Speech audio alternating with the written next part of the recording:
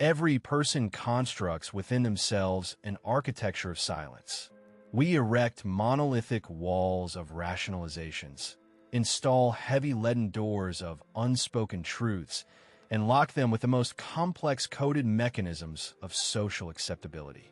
There, in the darkest, hermetically sealed chambers of our consciousness, we hoard that which we deem most fragile and perilous. Our true motives, suppressed desires, the shadow aspects of our personality, old traumas, all are meticulously packed into isolated containers labeled secret. This multi-layered system of fortifications appears to guarantee absolute invulnerability. Is it not true that what is hidden from prying eyes, buried deep underground, becomes indestructible? This logic seems flawless at first glance, yet it rests upon one of the most monumental and fatal cognitive errors in the history of the human mind. We have grown accustomed to perceiving secrets as an impenetrable shield, a bunker where one can endure any psychological nuclear winter. Yet, the very mechanism of concealment demands colossal, almost inhuman energetic expenditure. Neurobiology has long proven that maintaining a secret is not a passive state of repose, but a continuous, draining, active process within the prefrontal cortex of the brain. It resembles a malicious background program, perpetually running at maximum capacity, devouring the entire operating resource of your nervous system. Every second, we expend critically vital psychic energy to control every step, every stray word, every micro-expression, every glance, lest we accidentally betray that which we so meticulously guard.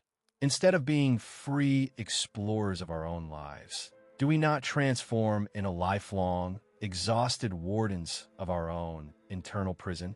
The paradox lies in this. Precisely this meticulously constructed defense mechanism becomes the epicenter of our absolute weakness.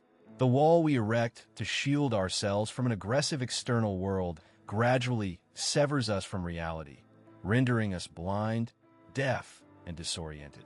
A secret, like a biological virus, possesses the insidious property of uncontrolled proliferation in the dark. What began as a mere inconvenient fact or a fleeting thought we chose to conceal, over time assumes hypertrophied, monstrous dimensions. It begins to feed on our primal fear of exposure. The longer we hide something, the greater the dominion it gains over our consciousness. Imagine the perfect weapon turned against you. It requires no external intervention, no armies, no special services. It is already deeply integrated into your very own operating system. Your chronic dread that the lock will be breached renders you the perfect puppet. You begin to subconsciously evade certain people, certain topics in conversation, certain life situations. Your behavior becomes rigidly programmed, and thus predictable to those who can read between the lines and discern patterns of avoidance. Is it not the height of irony that in striving for absolute invulnerability, we meticulously craft the single, exposed nerve point, a precise strike upon which is capable of instantly shattering the entire architecture of our identity? The illusion of control, the sweetest, most perilous drug for the human psyche. We genuinely believe we command the flows of information, meticulously calibrating its release to the outside world. But have you ever truly pondered who truly stands behind the control panel, dictating the rules of this game? When you decide not to speak the truth, not to display your genuine emotion, not to reveal your human vulnerability, is it truly your decision, or one generated by the fear that long ago seized control? The architecture of secrecy inevitably and irreversibly alters the architect themselves. A person who, for years, for decades, conceals a significant part of themselves, gradually loses the neural connection to who they truly are. The mask irrevocably fuses to the face, rooting itself into the very flesh, and the artificial facade becomes the sole reality, accessible even to the wearer themselves.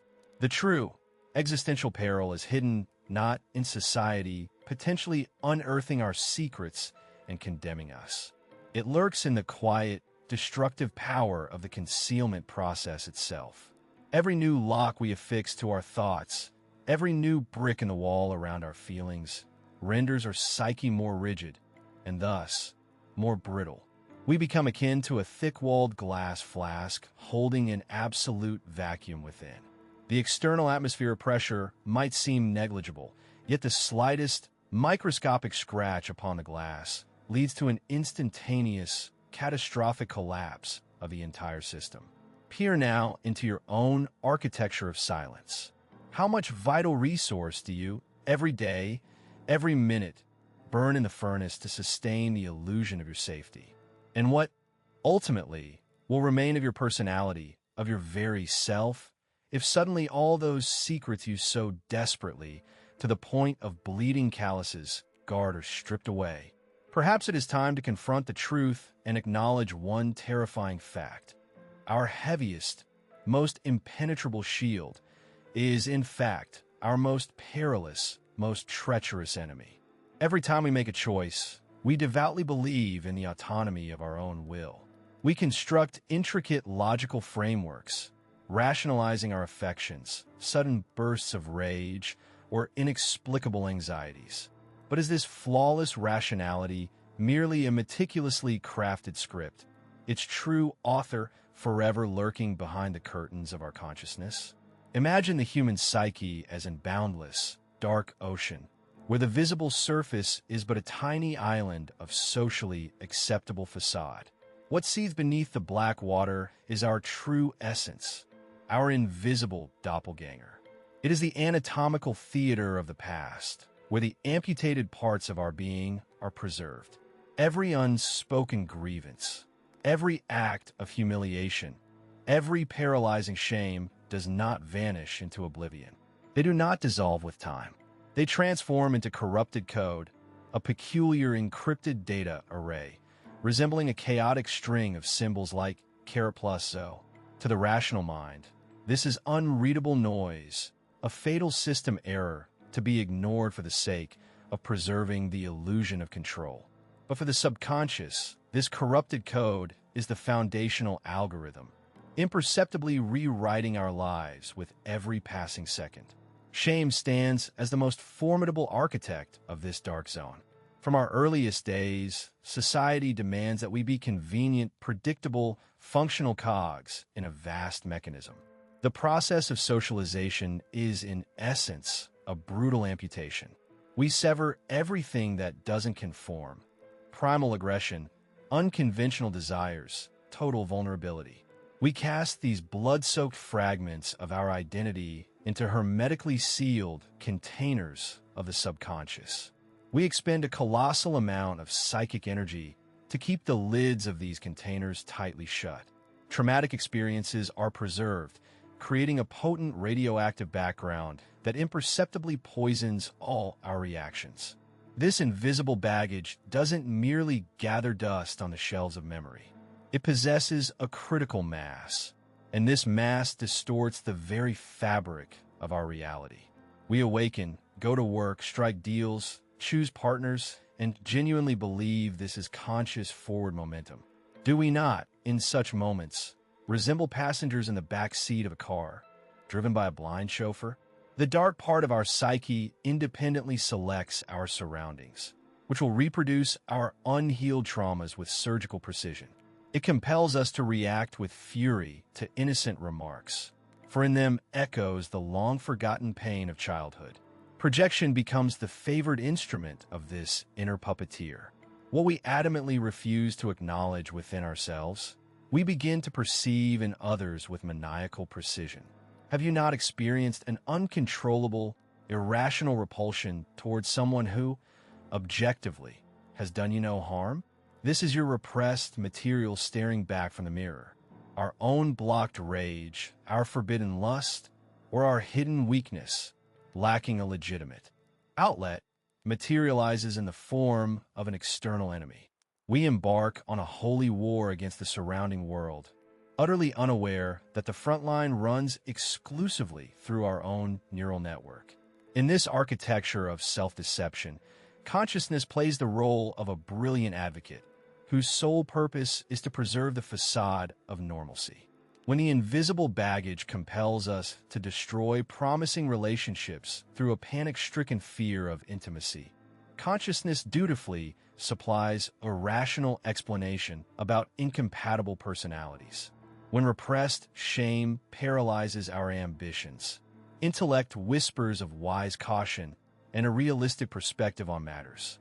We voluntarily inhabit a matrix of our own justifications, where every symptom of profound internal decay is interpreted as a manifestation of unique individuality. Neurobiology merely confirms this grim poetry of psychoanalysis. The amygdala of our brain retains emotional imprints of trauma long before the neocortex has a chance to process them. When a trigger appears in the environment, a specific scent, a barely perceptible intonation, a shadow on a conversation partner's face, a lightning-fast survival response is initiated.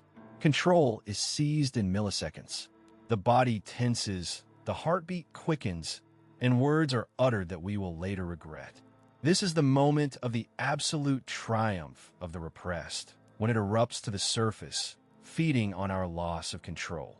The law of energy conservation operates within the psyche as relentlessly as it does in physics.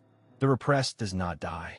It begins to live a life of its own, fully autonomous, becoming a poltergeist in the house of our mind. The brighter the light of our consciousness, the harder we strive to appear ideal and rational, the denser and longer our shadow grows. An attempt to ignore its existence merely grants it boundless power. The invisible baggage of repressed shame and unlived pain continues to dictate every crossroads of life, leaving us with only the sweet illusion of freefall, which we stubbornly call flight with our eyes closed. The anatomy of self-deception begins not in the abstract labyrinths of philosophy, but in the entirely material, palpable neural networks. When the brain is forced to construct a reality that contradicts objective internal facts, it triggers a cascade of reactions absolutely identical to those that arise from a deadly physical threat. Is it not a paradox that, in attempting to shield our own psyche from painful truth, we ourselves transform our organism into a battlefield? Invisible, yet merciless? The body has never known how to lie. It records every suppressed emotion, every inconvenient secret, transforming them into a physiological debt that will inevitably demand its payment. Imagine the architecture of this process unfolding in real time. The limbic system, our ancient emotional brain, specifically the amygdala, instantly recognizes the true emotion: fear, rage, despair, or disillusionment. This is a primal alarm signal, evolutionarily demanding immediate action. But the prefrontal cortex, responsible for social adaptation, censorship, and rationalization, receives a harsh command: conceal, deny, erase. A colossal neurobiological conflict erupts. To confine truth within the dark cellars of consciousness, the prefrontal cortex is forced to incessantly consume an incredible amount of glucose and oxygen. This is not mere psychological discomfort. It is quite literally the permanent, energetic depletion of the brain. We voluntarily become overseers of our own memories. But do we forget that the overseer is condemned to imprisonment alongside their captive? This ceaseless internal conflict activates the hypothalamic pituitary adrenal axis. The organism interprets self-deception as a state of total, inescapable peril. The signal surges to the adrenal glands, unleashing gallons of stress hormones, adrenaline and cortisol, into the bloodstream. In the wild, cortisol is essential for short-term survival, to flee a predator, to endure a bloody fight. But what transpires when the predator is your own hidden truth, from which there is no escape? Cortisol levels remain abnormally elevated for years.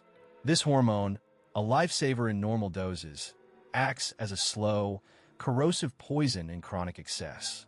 It relentlessly breaks down muscle tissue, suppresses neurogenesis in the hippocampus, the memory formation center, and slowly, yet irrevocably, decimates the immune system. The suppression of emotions carries a quantifiable physical weight, visible beneath a microscope. Modern research unequivocally proves individuals who chronically evade acknowledging their deep-seated traumas or true desires exhibit significantly higher levels of C-reactive protein in their blood. This is a universal marker of systemic inflammation. The body, unable to assault an external enemy that consciousness refuses to acknowledge, begins to assault itself in a state of blind panic. Does this not harbor the roots of the modern epidemic of autoimmune catastrophes? Unspoken grievances, fears driven deep beneath the skin, mechanical, false smiles before the mirror, all transform into vascular spasms, debilitating migraines, stomach ulcers, and perilous cardiac arrhythmias. At the cellular level, a silent, imperceptible tragedy unfolds. The chronic stress of self-deception creates a so-called allostatic load, shortening telomeres, the terminal segments of chromosomes that serve as the cell's biological clock of life. Every lie we force ourselves to believe as truth literally accelerates tissue aging. The cardiovascular system operates under duress, its vessels perpetually constricted, awaiting an impact. This impact never comes from the outside, for it has already been dealt from within. Breathing becomes shallow, chronically depriving vital organs of necessary oxygenation. The gastrointestinal tract, possessing its own intricate neural network, reacts to cognitive dissonance with severe spasms and the destruction of beneficial microflora. Psychosomatics is not an esoteric metaphor, but a grim medical reality, where every held-back tear or suppressed scream crystallizes into a muscular armor. Fascia tighten, the spine deforms beneath the weight of the unseen burden of unlived life. We bear our secrets like lead vests beneath immaculate suits, convincing ourselves it is merely mundane fatigue. But is this fatigue not the direct consequence of a colossal portion of our vital energy being dedicated solely to maintaining the hologram of false well-being? Biology knows no compromise and comprehends no social constructs. It demands homeostasis, absolute balance, and truth. When consciousness refuses to acknowledge this truth, the body seizes the initiative, beginning to speak in a language of pain, tumors, and exhaustion. The illusion of safety created by self-deception is a loan taken against one's own health at astronomical interest, and physiology invariably presents a bill that must be paid to the last cell. Biological evolution, over millions of years, meticulously optimized the human brain for energy conservation. Yet, modernity has compelled us to violently rewrite this foundational survival code. We now funnel colossal cognitive and emotional resources not into reality itself, but into its flawless, insidious simulation.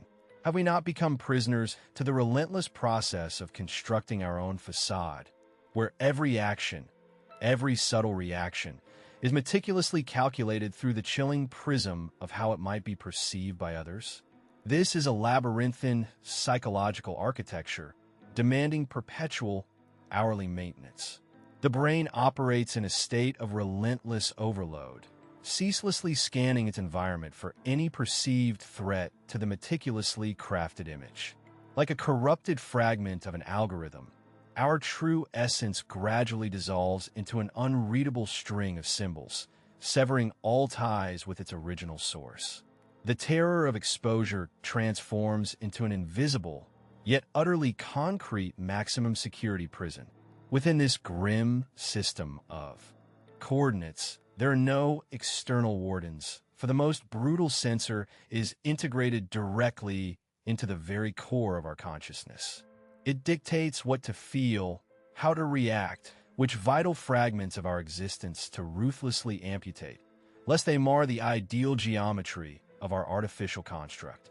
This is a state of permanent paranoia, where the slightest tremor, the faintest crack in the mask, is registered by our neural networks as an existential threat to social, and thus biological, annihilation. We willingly consign ourselves to a panopticon where the light is never extinguished, an escape from our own unblinking, scrutinizing gaze is a chilling impossibility. Herein unfolds the true existential horror of our era. The law of energy conservation remains merciless. Every joule of resource expended on sustaining the illusion is irrevocably siphoned from the fund of real life. As we meticulously retouch our digital and social avatars, our authentic self withers in the shadows, slowly atrophying from a suffocating lack of oxygen. Is this not the most exquisitely refined form of slow self-annihilation? The obliteration of our own being for the hollow triumph of its hologram.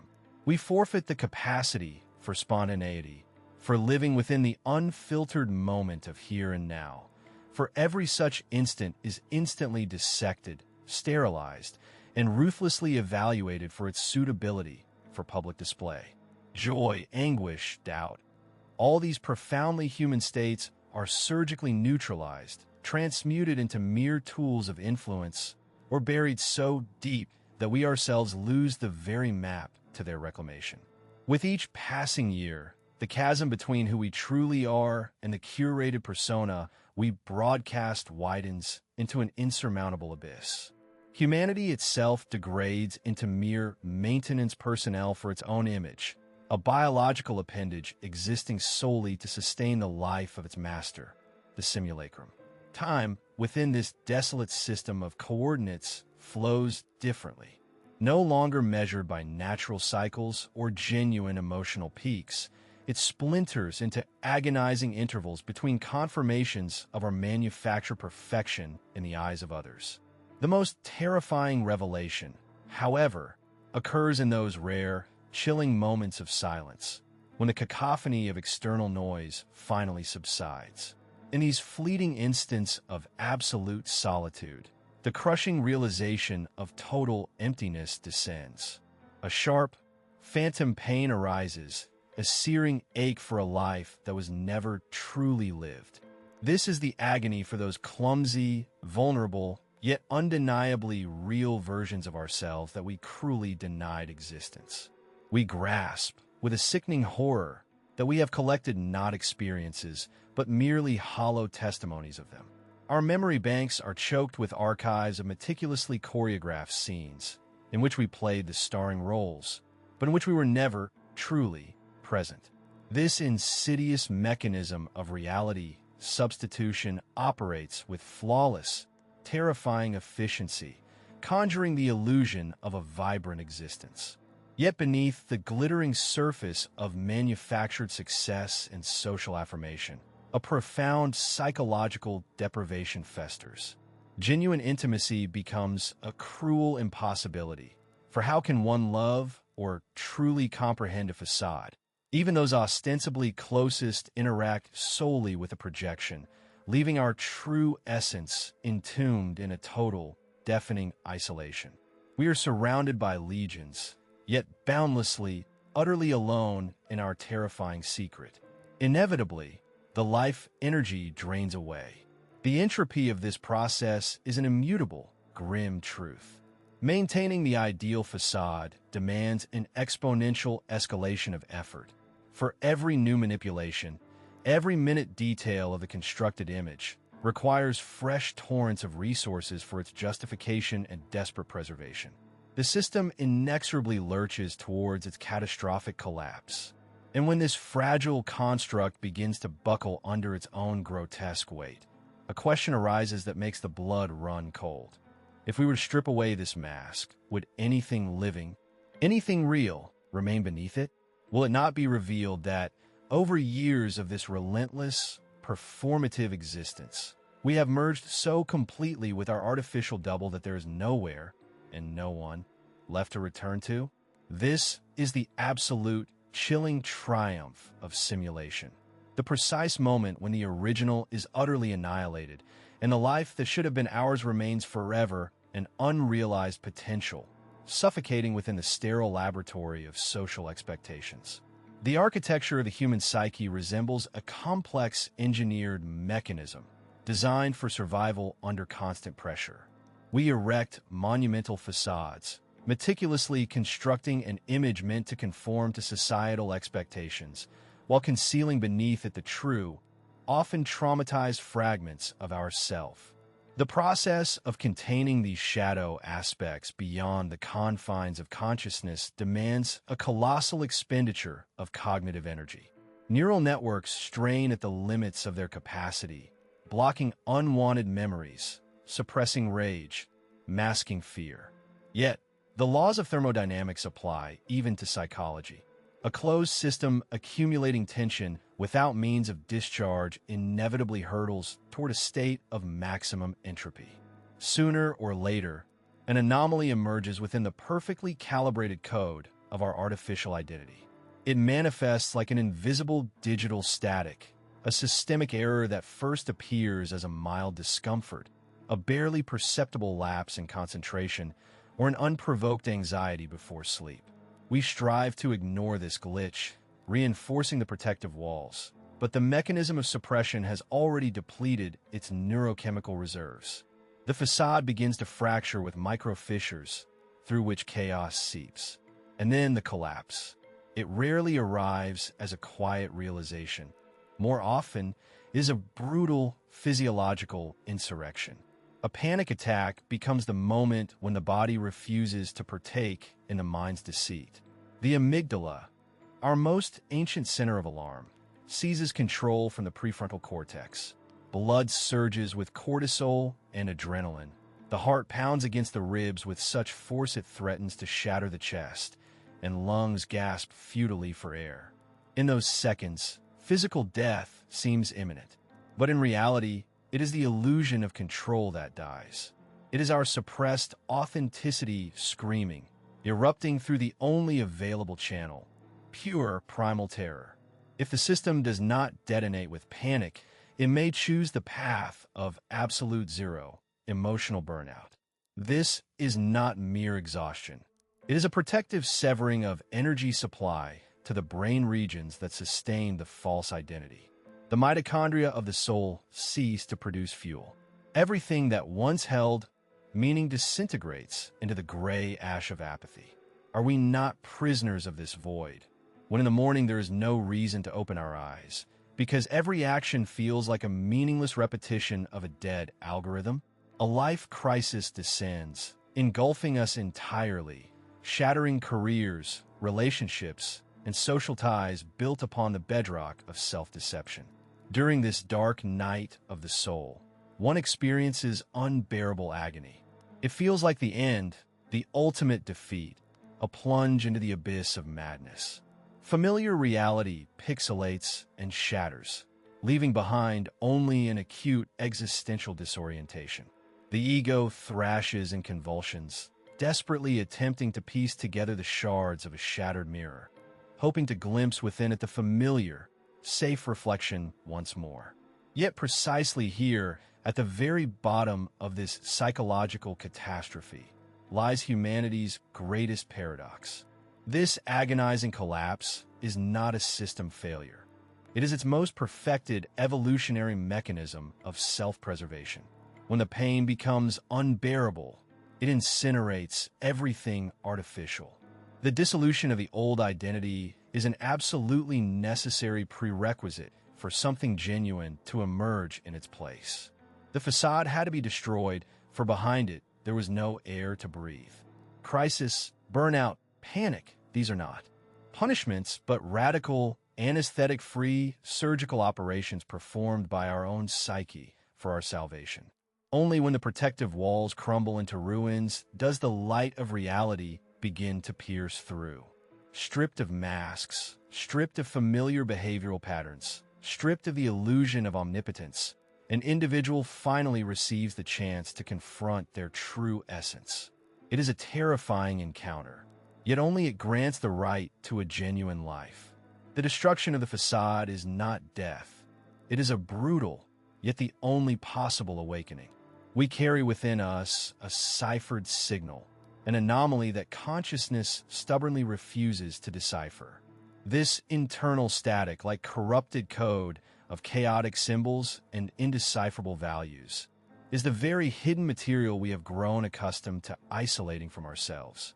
Is not our flawless social mask the most sophisticated instrument of self-destruction, expending colossal amounts of psychic energy to keep our own shadows in the hermetic catacombs of the subconscious? We willingly consent to the amputation of our own integrity. We build a prison, call it comfort zone, and appoint ourselves its lifelong wardens. The true anatomy of freedom begins where this cozy illusion ends. The practical algorithm for integrating the hidden does not involve meditative calm, spiritual escapism, or the pursuit of artificial light. It is, rather, a harsh surgical intervention performed without anesthesia, where radical honesty serves as the scalpel.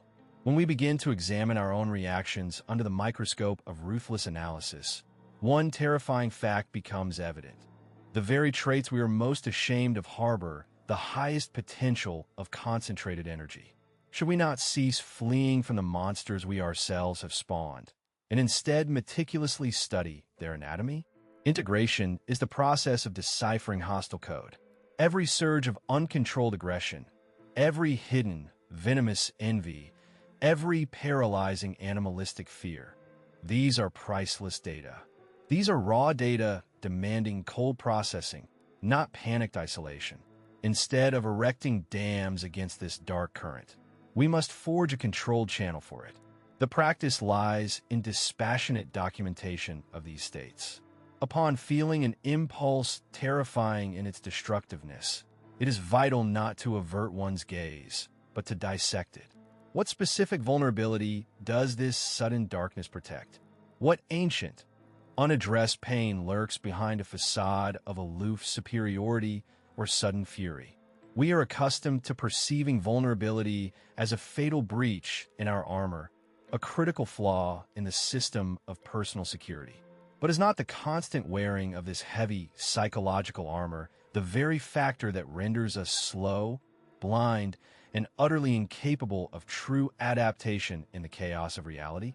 Acknowledging our own fragility, our darkest, socially unacceptable desires, and our deepest traumas does not dismantle the structure of personality. On the contrary, it deprives the outside world of the ability to exploit these pressure points as levers of control. When you know every millimeter of your darkness, when you have personally charted your abysses, no one else can blackmail you with your own fear.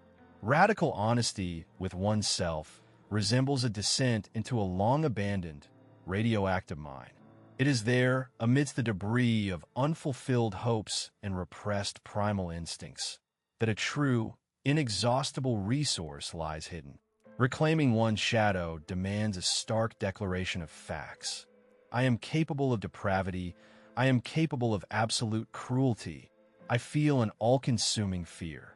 By uttering this, by fixing it in an internal monologue without attempts at justification, we strip these phenomena of their autonomous power over our behavior. They cease to be blind demons pulling strings from behind the curtains of our consciousness and transform into controllable instruments in our tactical arsenal. True power is born exclusively at the moment of this paradoxical synthesis, when the cold light of analytical intellect penetrates the darkest corners of the soul. An irreversible alchemical reaction occurs. What was once perceived as a threat of disintegration becomes a monolithic foundation of resilience. Is this not the highest form of evolution for the human psyche? The ability to endure one's own ugliness, one's own imperfection, without the slightest attempt to edit or embellish it for the internal observer. This trajectory demands unprecedented existential courage. To relinquish the comfortable role of a victim of circumstance, genetics, or society means to assume total, terrifying responsibility for the entire spectrum of one's being, including its darkest frequencies. To integrate the hidden means to allow oneself to be dangerous, yet absolutely controlled, open to pain, yet fundamentally unbreakable. It is at this point of absolute acceptance of one's predatory, primal nature and its conscious taming that true freedom is forged. It is freedom from the exhausting fear of exposure, freedom from the paralyzing necessity of appearing as someone else. For when all defensive masks are ripped away and all internal shadows are named, what remains is only the pure, concentrated reality of a subject who can no longer be broken or subjugated.